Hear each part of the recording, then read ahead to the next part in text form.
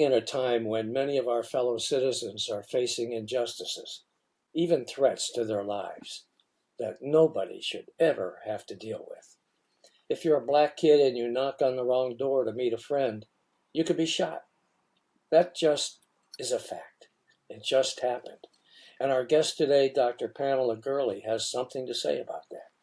So stay with us. Welcome to Lean to the Left, home of no-holds-barred commentary, plus interviews with fascinating people, some of them top experts, others simply with interesting stories to tell. You'll never know who'll show up at Lean to the Left. Now here's your host, Bob Gaddy. Dr. Pamela Gurley is a content strategy expert, international speaker, world-renowned best-selling author, and journalist who understands the power of words, both verbal and written. As the founder CEO of Clark and Hill Enterprise and IAMDRPGURLEY, and founder and president of the Brown Girl and Brown Boy Literacy Foundation, she's on a mission to empower, grow, transform, and motivate others, as well as lead and challenge social norms and false narratives. In 2021, she was awarded the Radio 1 Empower Her Empowering Motivation Award for her commitment to uplifting others. We're delighted to have Dr. Gurley as a contributing writer to our Lean to the Left blog site, something that evolved after she appeared as a guest on this podcast last year. She's a retired U.S. Army veteran, holds a BA in psychology, a master's in health service administration, and a doctorate in management. In November 2019, Dr. Gurley released her first book, I Am Not a Stereotype, I Am HER. And in March 2021, she released her second book, Black Girl Activist. That instantly became an Amazon bestseller. On June 3, 2021, she released the first books in her multilingual Brown Girl and Brown Boy children's book series. She's since published 5 additional titles, totaling 21 books, with 3 more on the way this spring. She has also been part of 3 anthologies, one with Dr. Gurley as a visionary author. Dr. Pam, thanks for being with us today on Lean to the Left. I understand there's new legislation in Florida and some other states that's particularly troubling. You want to talk about that? Yes, thank you so much for having me back. Well, I'm delighted. It's always a joy. I really am delighted, and I love that natural-looking blonde hair you have going on there. But I will tell you, it's some of this stuff that's going on, which makes me really grateful to even be a writer for Lean to the Left and be here for the Lean to the Left podcast to have these discussions so that we can educate people on things that they need to know, particularly Florida, yet again, has struck again. Yeah, so now they're trying to propose Florida legislation, which is Senate Bill 1126 and House Bill 1539, that will prohibit citizens from recording with their phones law enforcement while they're working. I have so many feelings about this because it's okay for me to carry a weapon, but I cannot record with my phone. Yeah, incredible. Yeah, it make sense. You know what? It sounds like a blatant violation of the First Amendment. Do you agree with that? I do. I feel like the First Amendment fundamentally is a part of our democracy that protects our rights to express ourselves freely. And that includes free speech, press, assembly, to even hold our governments accountable. That's one of our rights. And so for this law, if it gets passed, where does that go? I feel like that's one of the biggest ways that you start suppressing some of our freedoms, especially the First Amendment, because you take the right of us to be able to hold our government accountable. So I think it's important that we be able to defend certain freedoms that we have. And it's as if the House and the Senate don't realize that this is even a thing, for this to even be okay. Yeah. Pam,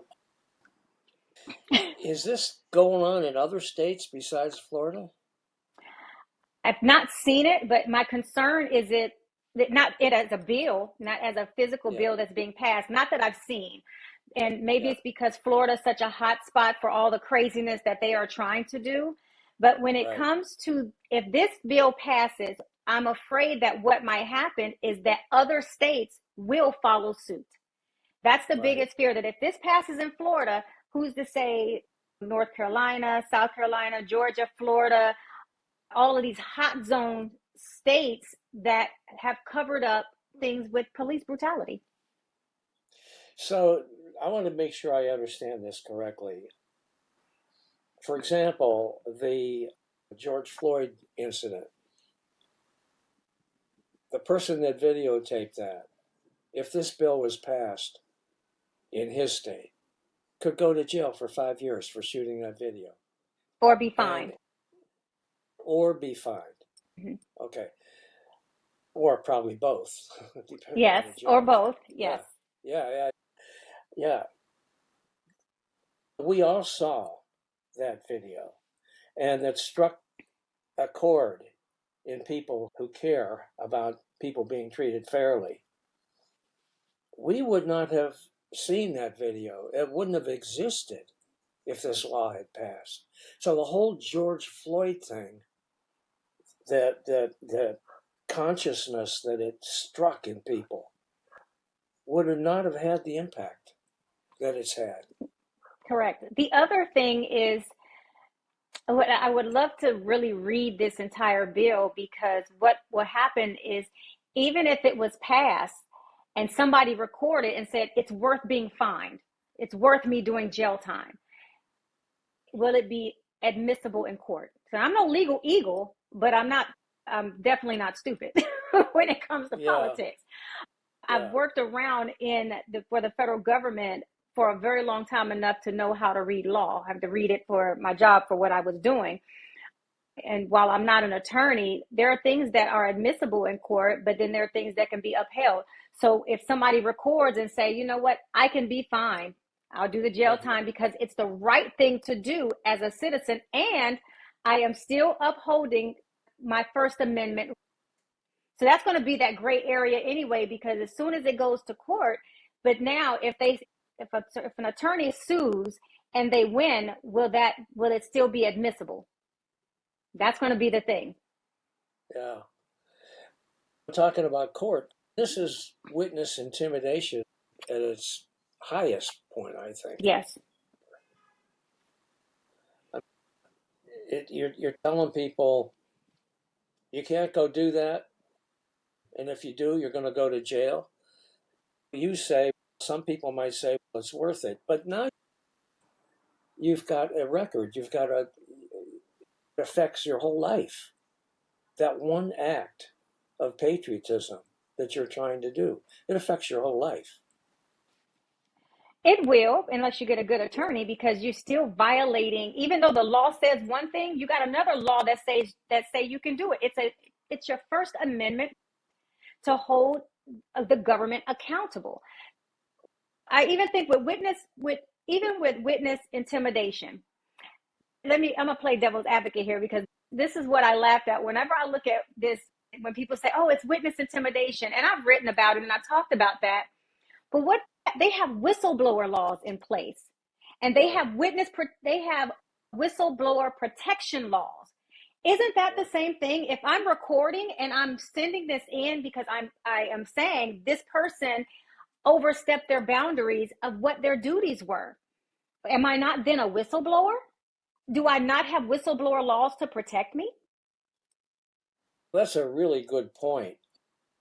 It really is. And it seems to me that when a video is filmed like that by a bystander, chances are, if the cops are doing the right thing, that they can be protected by that.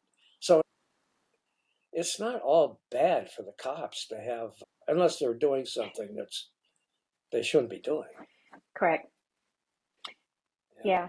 I think for those cases, there are some really good law enforcement officers out there.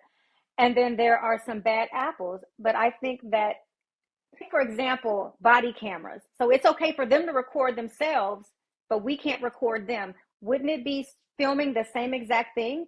So now, but if they turn off their body cameras, then do they have something to hide? So you would think that if I was a police officer and somebody is recording me, I would want to be able to have that in court to say that's not what happened. Because if a community of people can come out and say, this cop did this, that, or the other, but there's video showing the opposite, it helps their case. Yeah. Pam, do you feel like these proposals are simply prompted by racism and the racist attitudes of certain lawmakers? In Florida, absolutely. In Mississippi, absolutely. In Tennessee, absolutely.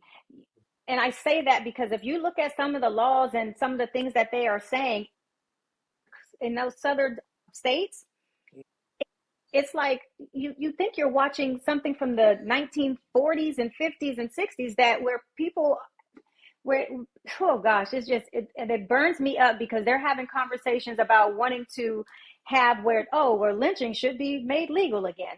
Are we serious? It's 2023. We should not have to take 2 steps forward and take 15 steps back. But that's what's happening every time laws like this come to par or even make it to the Hill. So I absolutely do feel that there is racial attitude that is preempting these laws to even to be proposed. Yeah. Pam, in your life as an African American woman, have you had incidents where you have been treated wrongly by the authorities in a way that perhaps I might not be as a white man? Thankfully, no. I've not had to endure that. I actually started my federal career working with law enforcement officers. I worked for ATF when I first came into the government. So I got to see at a training academy. So I got to see how they train. I got to see the material that they trained on and practice and run their exercises. So I got to see behind the scenes, and there was some very remarkable people who upheld their duties. And they don't train to cause citizens harm. What did you do at ATF? I was at the time went from being a management analyst, which I was doing instruction. So I was going through all of their training materials, updating it and cleaning it up. And then I switched over and did budgeting. So then I became a budget analyst for ATF at the training academy. Your bio says you were in the military. Yes. What did you do then? Oh, I was a medic. I was an Army medic. I've just done so much. So yes, I was an Army medic. I worked in a hospital and pediatric clinic. Oh, wow. Yes. How about that? Man, I'll tell you, you've had quite the career. I have. You're only 25 years old. Yeah, I wish. What is so funny is that it's being able to be so versatile. So I would say when I was my first job, I was a lifeguard. That was interesting because that was honestly, being a lifeguard was my first encounter with racism. Oh, wow. I was a lifeguard and I was in Buckhead, Georgia, and I was working at the YMCA, and there was this lifeguard that was there he was homosexual, and he told the supervisor there that he wasn't comfortable working with me, but it was not my work ethic, or because we didn't really work together, we switched shifts. But when it wasn't my work ethic or anything like that, he just didn't feel comfortable because I was wearing a 2-piece lifeguard swimsuit. He was white, he was chunky, and he always took issues that I've always been very petite, but that was my first run in with racism. And I filed an EO complaint, and I had to drop it because I went in the military and you can't have any open cases when you're joining.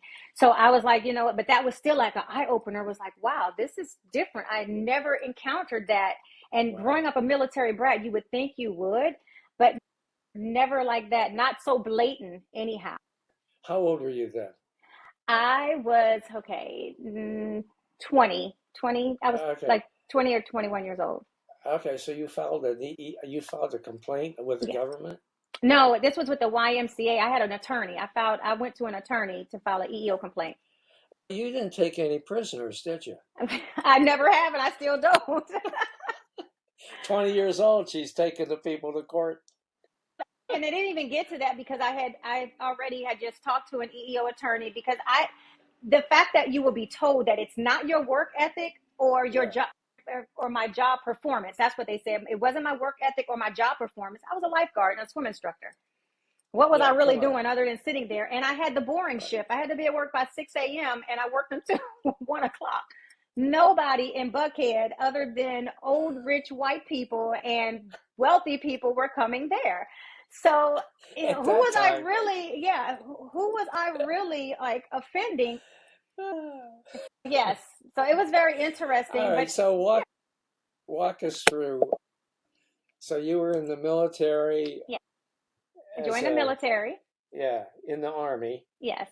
And you were there for how long? Just 2 years, and I had a medical retirement. And then I went to school for psychology, and I stayed in that field until I went to the ATF. Okay. So what'd you do after ATF? I stayed in budget for 14 years, government budget and finance. And I went from a GS-9 when I first started and resigned as a GS-15. Oh, GS-15. Well, yes. They make pretty good money, right? They do. Absolutely. So what'd you do after you ditched your GS-15 cushy job? I wish it was cushy. I was going to the Hill a lot, defending government budgets for my agency. I actually became a content writer. Wait a minute. You went to the Hill a lot. You were defending government budgets. Yes, for my agency. You were testifying before committees. No. We just had meetings with personnel there, meetings with OMB and all of that stuff at the Hill. Oh, I see. Okay. And I had to write stuff that would roll up into the president's budget, but the agency that I was at had bypass authority, which means we can go directly to the Hill and request money. Oh, okay. Yeah. All right, fine. All right. So I'm sorry, I interrupted you there. What did you do what happened after ATF? Then what? ATF, I stayed government in the same field for 14 years. And I actually recently resigned November 20th to work 100% for myself. I own a content writing company and publishing house. So that's what I do now. I'm a full-time writer. Love it. That's how I'm able to write for you. Yeah. A publishing house. So you're publishing your own books? Yes. Do you publish other people's books? Absolutely not, but I do teach them how to self-publish. Oh, I don't want to have to write royalty checks. I don't want to have to be doing that. So I do have where I help self-publishers publish their own books from start to finish. Okay, I will be in touch with you when I get mine ready to go. Yes. Because I had a total. We won't go there. I was just going to say, since I started, I'll just say that I had a total flop. A friend of mine and I, one of the guys that writes for Lean to the Left, Chris Waldron, and I did 2 volumes called Hijacked Nation, Donald Trump's Attack on America's Greatness. Wow. And it's a great title. It is. And it was filled, there were 2 volumes, a total of 500 plus pages altogether, that were basically blogs from our Lean to the Left, then it was called Not Fake News, blog site. And but I had a terrible time with it because what I did not know, I went through Amazon to publish it, and they would not allow me to use their advertising to advertise it. Why? Because Donald Trump's picture was on the cover, and his name was on the cover, and they said that was too political in the middle of a presidential campaign. And my response was, all right, so if it was Baldacci, you would have done the same thing. You wouldn't let him. Sure. Yeah. So anyway, I got screwed on that, spent a whole ton of money, a lot of time putting that together, and then we couldn't advertise it on Amazon. Oh, And wow. it just frosted me no end. Anyway, you guys don't want to hear about that. I'm going to tell you anyway. All right, so what else do I want to know? Now, these bills that you're talking about from Florida, and you know what? DeSantis just come out with a new presidential ad. Did you see it? No, I didn't see that one yet. I It's tried to really, just him I'll is tell you what, it's awful, but it closes with the line, "We do not back down." That's his tagline. that says a lot. Yeah, how about that? That says a And lot. yeah, I think that's also the topic of another blog if I get around to writing it. Because that's all coming at it right at this time when all these people are getting shot and killed by going to people's houses looking for their friends or whatever. Three Siblings. incidents. Three Siblings. incidents. Yes. 3 incidents in the last couple of weeks where this has occurred. And it's all stand your ground excuses from these people that are doing the shooting. It's just incredible. I think stand your ground is a scapegoat. And let's just say, I guess if anybody is tuning in, what the stand your ground laws are not everywhere. So some people might not really understand what that means. But Yes. basically, it's just saying under certain circumstances that you can use the use of force is legal, basically, without if you feel threatened. And you don't have to Yeah. run, you can literally just react. Yeah, basically, if you feel threatened by the Yeah. individual, you have a right to shoot them and Yes. kill them. They Yeah. say you have a right to defend yourself if you Well, feel like you're in danger. yeah. Doesn't have to be shoot because people can beat somebody to death, but Well, that's true. yes, or you Yeah. can stab somebody, or so that's why I just want to be very clear that the preemptive word is danger. And I think Okay. we need to define what danger really means, because people say, I was in danger of my life. The situation with Ralph Earl is a good example. He rang a doorbell at the wrong address. The guy just opened up the door and shot. He said he felt like he was in danger. Right. How? You got to define what danger mean Right. to somebody. Hey, you guys that are listening, Pam has written a really good piece that I'm publishing on Lean to the Left. It'll be published at the same time that this streams. If you would like to see that, just go to leantotheleft.net and click on the blog tab at the top, and you'll find that blog. It's a really good piece. It's what prompted me to invite her to be on this show with me today. Pam, before we close this up, talk to me a little bit about your books. And this is your shot to a little shameless promotion. Yes. So go for it. All righty. So I have a multilingual children's book series that's made for children anywhere from 5 to 12. Although they're made for babies, I think when it comes to literacy, there is no age. There's a wide range of characters, although the characters on the front, they're titled Brown Girl and Brown Boy, but it has more to do with just by names that I didn't want to provide names for the kids. But there's psychosocial and social emotional books for predominantly Black and brown children so that they can see themselves, because let's face it, when I was growing up, I didn't have many people in books that look like me. And I think it is vital and important that we can cultivate the stories that they can resonate with, especially from a cultural standpoint. But I also think that it's really a tool for all children to recognize that we are all different, and we should accept that we are all different. So like my first book was Be Social, is teaching children how to be social with one another, even though they don't look alike. So I have one on manners. I have one on wellness. I have one about hobbies. I write things that I feel like I wish I had when I was growing up. So I have a new one that's coming, a new title that's coming out this spring. Don't have a name yet. I Well, find how myself, could we promote it if you don't well, have because it? I have 5 other ones that's out there. That I also have my kids red carpet book tour and literacy festival kicking off May 13th in Jackson, Mississippi. I partnered with the Bean Path, which is a tech company organization out there that is doing some amazing things. I have another tour that's coming up the same kids red carpet in Memphis, Tennessee on July 29th. You can catch me. I'll be speaking in lots of different places in Wisconsin and Ohio. But if you follow me at IAMDRPGURLEY, I am drpgurley.com, or you can follow me on all social media. I am Dr. P. Gurley. You can literally stay in the know with everything that I have going and support everything that I do. That just sounds like an awesome thing.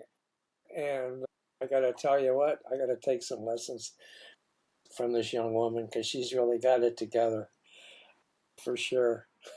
Look, lots of years. I probably say if I could speak to my 25-year-old self, I'm not going to say 15 because I feel like we don't really truly mature until 30. It's like something clicks in 30 and then something clicks at 40. Yes, I'm over 40. Y'all, that Oh man, changes. I'm trying. You guys, if you're listening to this, you can't tell, but this woman looks like she's about 25. So I am not. And you know what I love though is that when people think that I'm younger and then I open my mouth, they're like, "Oh my gosh, how old are you?" I'm like, "I am just a few years from celebrating being a half a century." So, yeah, I am proud to be like 47. I'm like, yes, well, good for 47. you, Yes, man. proud. But that also resonates with the experience that I grew up before social media. I grew up Right. before the cameras. I grew up before a lot of this stuff that's affecting our kids. Right. That didn't have it. I was literally, I'll just be quick with this. I was having a conversation earlier, and I was talking about how the kids these days can't possibly know what it feels like to be free to roam and do what you want. And because I was growing up in DC during the summer and the spring breaks, and I was like 8 and 9 years old. We're taking the metro by ourselves, going down to Mm-hmm. DC, no parents, no kind of Mm-hmm. parental guidance. Right. We only was told we had to be in the house before the lights came on, the street lights came on. Here's the unique Okay. thing. We didn't know that that it was so much kidnapping going on and all of these things because there was no social media. It didn't pop on the news because even news outlets was not that regular even then. They post most Sure. local stuff. But then and I'm sure you'll remember this, but what it dawned on me was that how many kids were always on milk cartons then? You remember that? Oh yeah. And I Oh thought, yeah. and so while it wasn't visually in our face, it was in our face, and we had no idea that at any given time we could be on this milk carton. Yeah. And for you guys that don't know what that is, that was when kids went missing and they put their picture on the milk cartons to try to find them. So I'm saying if your picture's on a milk carton, it's probably a pretty lost cause because you've been missing for a while. Yes, but no, but I was just saying that for as a kid growing up, we didn't realize that kids were being kidnapped, or we weren't conscious of it because it wasn't constantly in our face. It wasn't on a Yeah. social media stream. It was simply on a milk carton. And even then, to us, we still live with this freedom, not realizing how terrible this world really was. Yeah. Ironic. When you were talking about that, it struck me. Now, I'm considerably older than you're 47. Matter of fact, I will just acknowledge the fact that I turned 80 in January. Wow. Oh my Yeah. gosh. I'm a geezer. Yeah. I'm the definition of a geezer. Oh my Anyway, gosh. anyway, when I was a kid, we used to hitchhike all over the place. And, and you go out and stand by the side of the road and put your thumb out, and somebody give you a ride. Where are you going? I'm going to see my girlfriend, and blah, blah, blah. And they give you a ride, drop you off, and there you go. Today, You hitchhike today, you're taking your life into your hands. But not If you really. pick up a hitchhiker, you're taking your life in your hands. But you For know what? crying out loud. But now check this out. Is Uber and Lyft a form of hitchhiking? You're getting in a car with Yeah, a random stranger. yeah, exactly. Exactly. When I went to Sarasota, Florida to see a couple baseball games this past spring, and we got in a big pissing match with the rental car people. Bottom line was there was this long line of about 50 people and only one person taking care of people. And it was dinner time and we were not moving in this line. And my wife was not feeling well. And so I said, okay, the hell with this. We'll get out of here. And we just Ubered the whole week we were there. We just took one Uber car after another and it was great. Mm-hmm. But it crossed my mind at the time, what do I know about these people other than the fact that Uber vouches for them? But that's the only thing. And so, anyhow, it worked fine, and I'm here to tell the story. So, obviously, nothing bad happened. Yeah. But But it can be reversed too. I think for the protection of Uber and Lyft drivers, who are you picking up? yes, exactly right. Exactly. Who are you picking up? Mm-hmm. And many of the drivers that we had on this little episode were young women. And I'm going like, really? You're doing this? You're picking up these strange guys? Who knows? They're half drunk, some of them. Yeah. You don't know. Ooh. Anyway, so hopefully we don't have any bad stories to tell about Uber drivers. I don't yet. Anyway, so you're going to be publishing these next books when? I'm hoping either end of May or June. I plan Okay. to finish writing. The weird part is I have covers for almost all of my books. I just have to have the writing done. I will say shamelessly, I got engaged at Christmas on Christmas Day. Oh, And I congratulations for thank you. So that. I've been full-fledged wedding planning. And so that's Oh, derailed. So normally on my free time, I write. Right okay. now on my free time, I'm wedding planning so I can, because wedding, you never know what all goes into it, but there's a timing on getting all the contracts done to make sure that person's going to show up to your wedding. So you're going to have a big wedding? Not really big, maybe 100, 120 people. Oh, that's pretty good. Yeah, so Yeah, to yeah. me, it's It's going small. to be fancy. I'm fancy, so You're you're flashing that ring around. That's quite oh, a that's thank quite you. a ring you got there. I That's him. He decided to be flashy and fancy. Oh yeah, yeah. Yeah, but because I got engaged, so things have really slipped in for the books that I usually write. All Work right, first.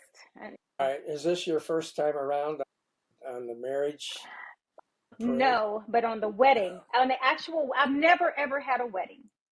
Oh, okay. Never. I was the eloping. How many times have you been married? 3. Oh, this is number 4? Hmm. Oh my goodness gracious. But this is like number 1 for me because before I did it for everybody else. I did it for all the wrong Uh-huh. reasons, and this Uh-huh. time I'm doing it for me. Oh, I'm good for you. actually having a wedding because, this, I don't feel the pressure from anybody. We've been together 9.5 years. Needless Okay. to say, and I've been divorced longer than that. So Right. I took a Right. break before I dated again, and I'm happy. I'm happy with me, and then I wasn't. It's Okay. a lot of peer pressure when you're growing up there, and I'll take ownership at that. I put my education and career before my personal life, so that sat in the Okay. back seat, and so I didn't really listen to my heart like I am Yeah. now. So I'm having a Yeah. wedding of my dreams, and I just with the person of my dreams, and I'm happy. That's wonderful. I'm really happy. I'm happy for you. Yes, Yeah. and that's why I said the world knows. It's not like I'm like, oh no. I think that life experience, I would never take any of those back. I absolutely Right. wouldn't. I think it's given me a greater a greater depth and look into what I've been able to overcome. Okay. Yes. What have you overcome? Extremely abusive relationship with a military officer, my last husband. Oh. Yeah. I had him arrested and everything. I was one of those women that was just looked out for him more than I looked out for myself, and went all the way. He basically lied to me anyway, lied about who he was, even on the marriage certificate. He had said he had never been married, didn't have kids, and 7 months into my marriage, and I resigned my job for the federal government at the time. That was the first time I did it. Moved to Germany to find out his whole life was a lie. And he was a military officer. Oh my goodness. So I've talked about all of this. So anybody you can't criticize anything that I've already put out into this world.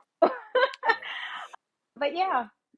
Okay. All right. So I went through that, and which is odd. And I'll tell you, the irony of that is that prior to him, I was a domestic violence and child abuse prevention advocate. I did education for the Army. Wow. Yeah. And you ended up being a victim. Yeah. Of what you were cautioning people to watch out for. Yeah. Wow. That's incredible. Yeah. But now everything's cool. Oh yeah, life is lovely. You're getting ready to marry the guy of your dreams. Yes.